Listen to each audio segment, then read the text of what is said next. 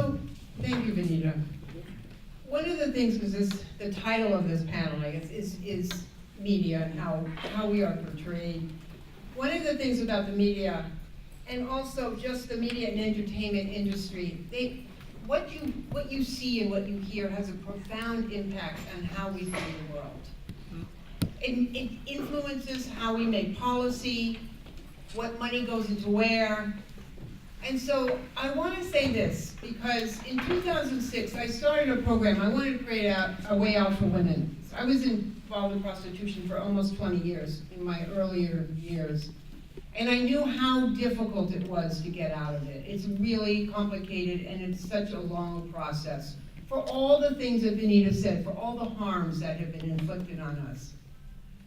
So when you think about the media, and you think about film and Hollywood, and what the influence, and I know some of you here have probably seen like the movie Taken, this sort of representation of like the innocent being taken and needing a heroic rescuer to come and, you know, and framing this as a criminal justice issue has done a lot of harm. And I say this because when I started the program in 2006, it wasn't long, when people that were coming through our programs were mostly from our communities, mostly young women, some aged out at 18, and they taught me a lot, because it was a very different way out from how the time when I got out of it.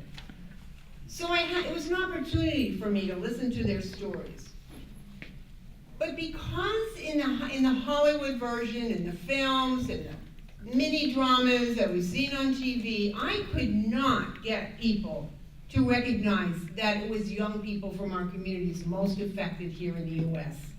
No matter what I said, no matter what I did, and I would witness this every day, and I would hear stories, and stories of women that were like, prostitution for a lot of women were the end result of years of victimization. And no one came to me and said, oh, I want to stay in this. You know, it was like, I need to do something else. And it's that something else that's always problematic. And here we are in this land of opportunity and wealth, and it really taught me what's happening with young people in this country. And it's really disturbing to me, because I feel like, you know, we talk about this issue, we talk about, you know, this sort of trying to get attention and awareness paid. It's been really hard to overcome things because of how the media portrays it. Sort of like in the Taken movie, and it's like the emphasis on as if trafficking was such a distinct issue from prostitution. So that was a really difficult thing. I could not get people to understand, no, women don't need to be rescued out. And I would see like this sort of framing of this as, you know, this sort of, because we like heroes, it became about the heroic rescuer sometimes, opposed to the women most affected. It's like I couldn't overcome that sort of strong voice. And that's where we have to really understand about the influence of media and try to change this narrative. And you know, when we think of the media too, we think like, okay, we are the most, in the US, I can say this, the most misinformed people, okay, on any social issues. We know who got married, we know all the stupid things, right? But we don't know really, and that's why it's so hard for us to get this message across. And it's done, it's done, who owns the media? You know, 6 corporations now, right? Right. You know, control what we see and we hear.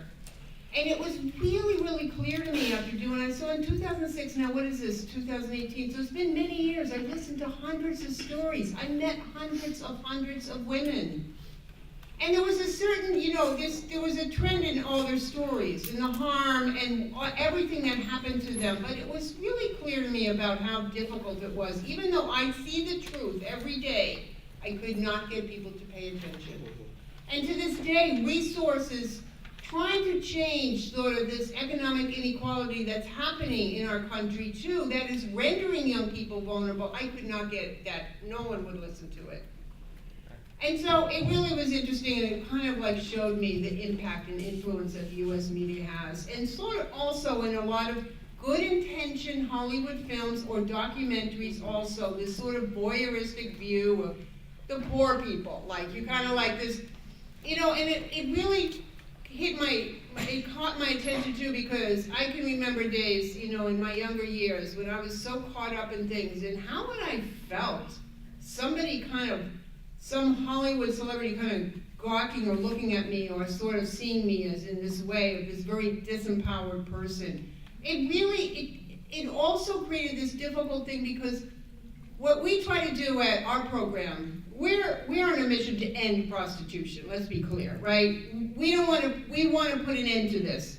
And that's why we are part of a greater movement.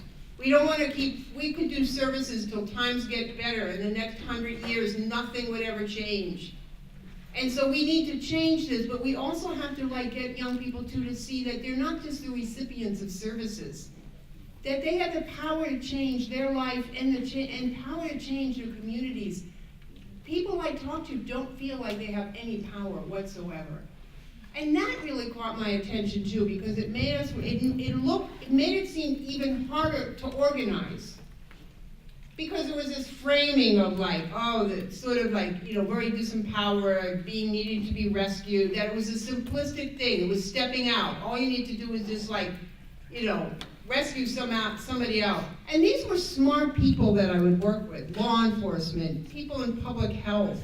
These are people that hold and make decisions. And so that's the thing that really kind of blew my mind a little bit, of how we really need to find another avenue to sort of spread this. And we do this all the time, education, awareness. But how do we overcome these messages, and how do we get the truth to people about what's happening in really marginalized communities now, where young people are just being sort of socially abandoned? I mean, 50% of the people I see come out of foster care, 18, no viable skill, no education. And like I said, it's just a continuum of violence. That's unacceptable. It's a harmful trade. It's not this sort of glorified, we make money. In all my years, I've not met anybody that said this is okay.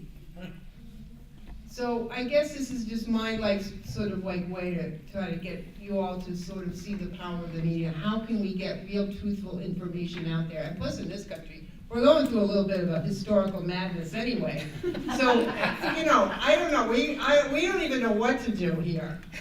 So I'm gonna pass this on. One of the things I wanted to say, because Benita, you touched on this a little bit, because, when I meet a lot of young people, I always say young because I think everyone now is young to me. But we are in a market culture that values things over people. Yes. And everything is disposable. People and goods and everything, okay? And so when Benita was talking about young people aspire to do these things or get involved in something that to them seems glamorous, it's not surprising, because what is the media? What do we pay attention to? And it's money. We are in a very individualistic culture.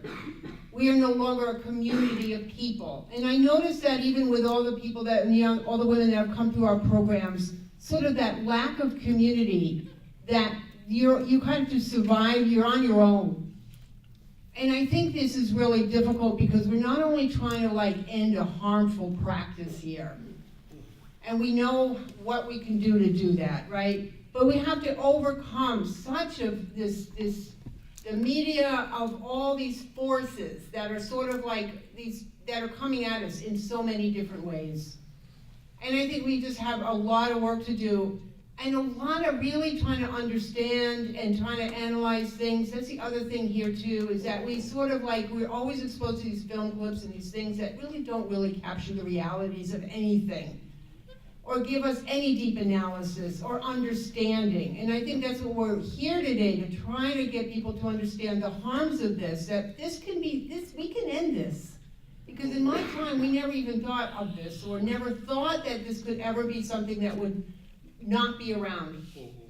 And one thing about the media too, is in all these films that I'm talking about, Benita, and all these different things, where's the buyers in all this? Right? We've held the stigma of this, and we always will. But when you think of the movie Taken, this sort of like, you know, sensationalized thing and make this distinction of trafficking is separate from everything and from separate from working in the clubs even or anything. But what really fuels this industry? It's the buyers and it's the men.